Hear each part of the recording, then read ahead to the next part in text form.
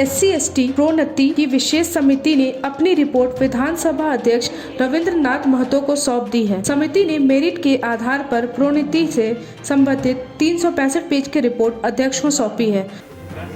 देखिए, आज तक विधानसभा का जो परिपाटी है, जितने अनुशंसाएं विधानसभा से लेकर गवर्नमेंट के पास जाता है, इसमें बहुत कम ही छूटता है। विधानसभा का सारे अनुशंसाओं को सरकार मान लेती है और मेरा विश्वास है, उम्मीद भी है कि इसके अनुशंसाओं की सरकार निश्चित रूप से मान लेंगे और जो उचित कार्रवाई है वो निश्चित रूप से करेंगे। क्या विधानसभा के चालू सत्र में इसे टेबल किया जाएगा?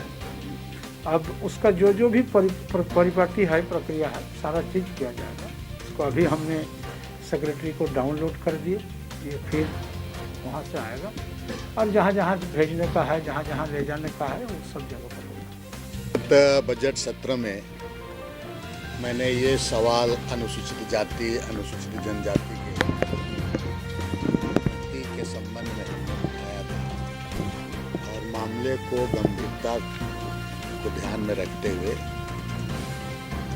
माननीय स्पीकर महोदय ने एक विशेष समिति का गठन का मांग किया था और उसमें सदन के सभी पक्ष विपक्ष के साथी विधायक लोगों ने भी इसका हमें समर्थन किया और माननीय स्पीकर महोदय ने इस बात को गंभीरता से लेते हुए उन्होंने विशेष समिति का गठन उनके द्वारा किया गया, जिसके सभापति गिरुआ जी थे, माननीय सदस्य आपके नीलकंठ मुंडा जी थे, माननीय सदस्य सरफराज जी थे और हम आमंत्रित सदस्य।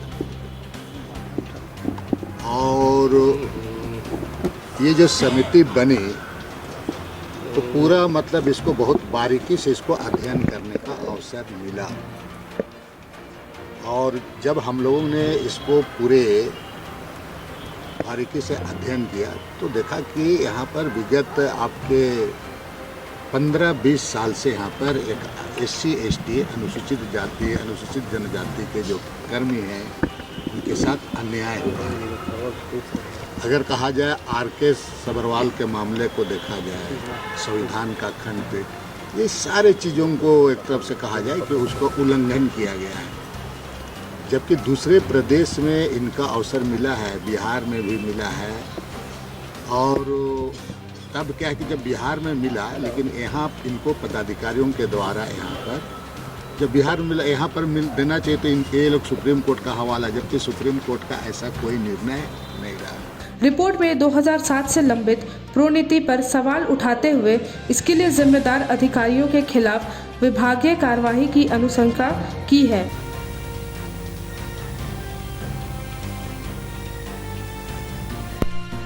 और जो प्रतिवेदन है वो 31 पेज की है और उसमें सारे supreme court, high court, Bharat सरकार के गाइडलाइन, झारखंड सरकार के सभी संकल्प और बीच बीच में जो भी DPC के माध्यम से कार्रवाई की गई है प्रोन्नति से संबंधित मामले, सारा चीज़ परिशिष्ट में उनका एनेक्चर के रूप में वो लगा हुआ है, सारे एविडेंस हैं। और ये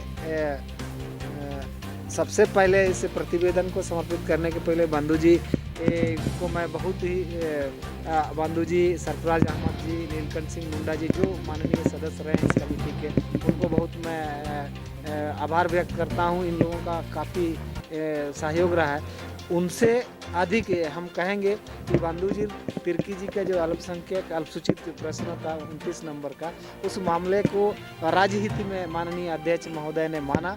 इस कारण से अनुसूचित जाति जनजातियों के प्रोन्नति से संबंधित जो मामले हैं इस राज्य के, उनको व्यापक रूप में देखने के लिए एक कमेटी का गठन किया।